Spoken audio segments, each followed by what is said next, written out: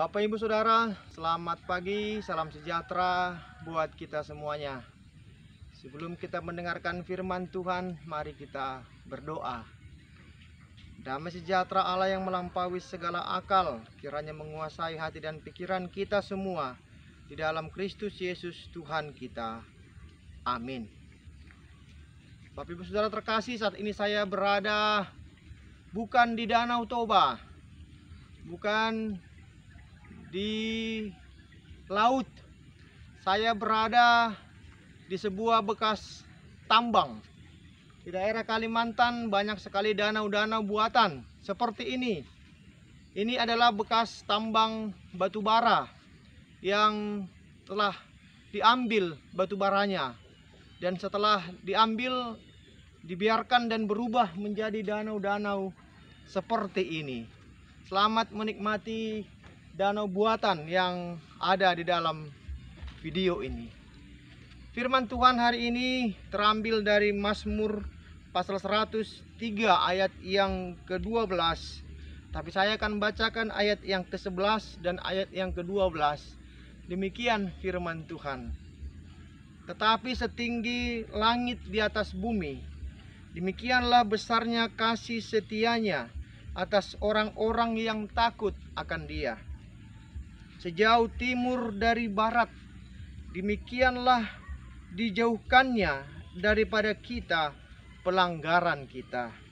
Ayat yang ke-12, sejauh timur dari barat, demikian dijauhkannya daripada kita pelanggaran kita. Bapak Ibu Saudara, Mazmur 103 diberikan judul Pujilah Tuhan, hai jiwaku. Dan salah satu alasan pemazmur memuji Tuhan dalam firman ini adalah karena Tuhan sudah mengampuni dosanya dan tidak memperhitungkan segala pelanggaran-pelanggarannya. Begitu banyak alasan bagi pemazmur mengapa jiwanya harus memuji Tuhan. Dan salah satu alasannya adalah karena Tuhan memberikan pengampunan atas segala salah dan dosanya. Ayat 12 firman Tuhan menggambarkan sejauh timur dari barat. Timur dan barat adalah dua mata angin yang digambarkan dalam firman Tuhan hari ini.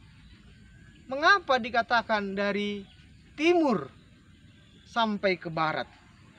Kita ketahui bumi ini berbentuk bulat, lingkaran. Dan tentu saja kalau dalam sebuah lingkaran kita tidak tahu di sebelah mana barat atau di sebelah mana timur, utara dan selatan. Walaupun secara ilmu geologi, geografi telah ditentukan di sebelah benua mana timur dan di sebelah mana barat. Namun firman Tuhan ini ingin mengatakan kepada kita bahwa pengampunan Tuhan itu seperti sebuah lingkaran, seperti sebuah cincin yang tidak ada awal dan tidak ada akhirnya.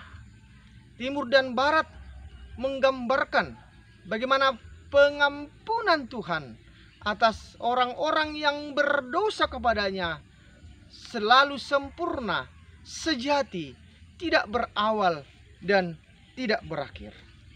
Yang kedua, timur dan barat adalah dua arah mata angin, di mana matahari terbit di sebelah timur dan tenggelam di sebelah barat.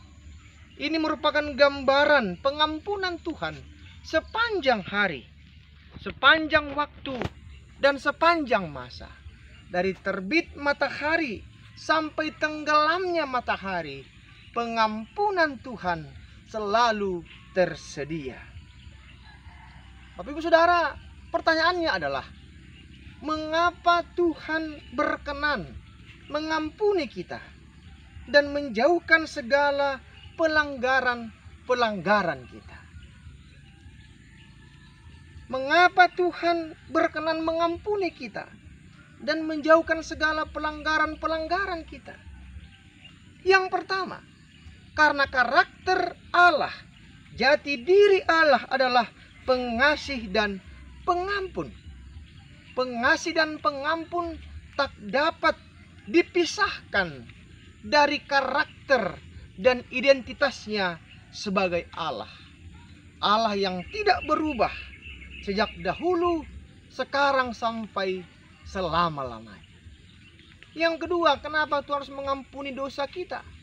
Karena manusia tidak mampu melepaskan dan menyelamatkan dirinya sendiri.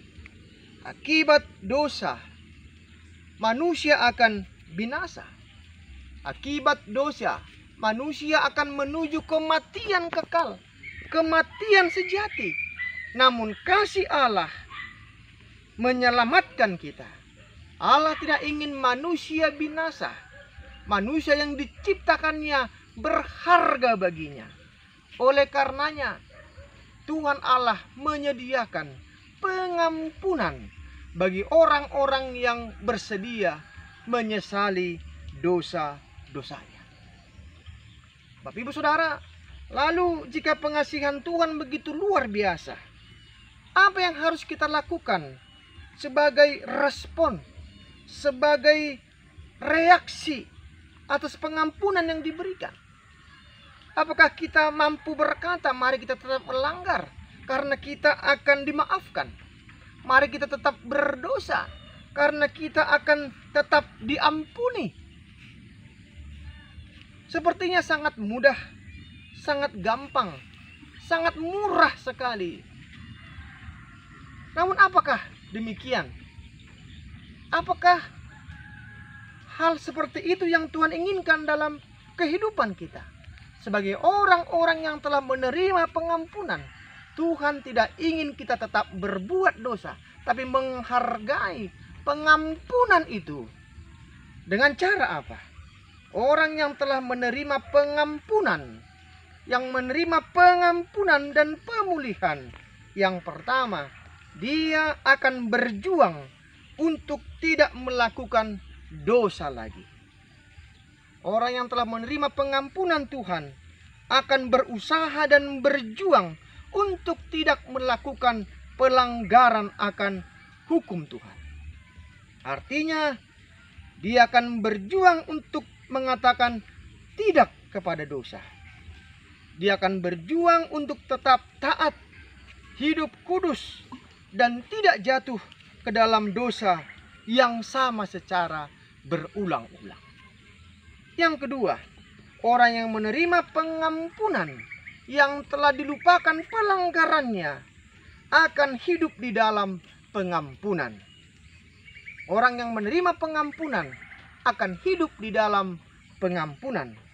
Tidak menyimpan kesalahan orang lain, tidak menyimpan dendam, namun melupakan kesalahan orang lain dan mengampuni kesalahan orang lain sebagai tanda dan bukti dia telah menerima pengampunan dari Allah Bapa. Forgive and forget. Memaafkan dan melupakan. Itulah buah dari pengampunan yang telah kita terima.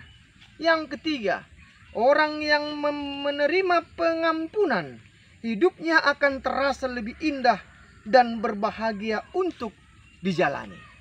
Pasti tidak ada amarah, tidak ada dendam, tidak ada akar pahit. Yang ada hanya sukacita, yang ada hanya kebahagiaan. Karena apa? Karena kita telah menerima pengampunan yang dari Allah Bapa. Rasakan dan nikmati kehidupan yang berbahagia dengan cara memberikan pengampunan, memaafkan orang-orang yang telah membuat kita merasa tidak nyaman. Pasti kehidupan kita akan lebih berbahagia. Selamat beraktivitas dan Tuhan memberkati firman-Nya. Amin.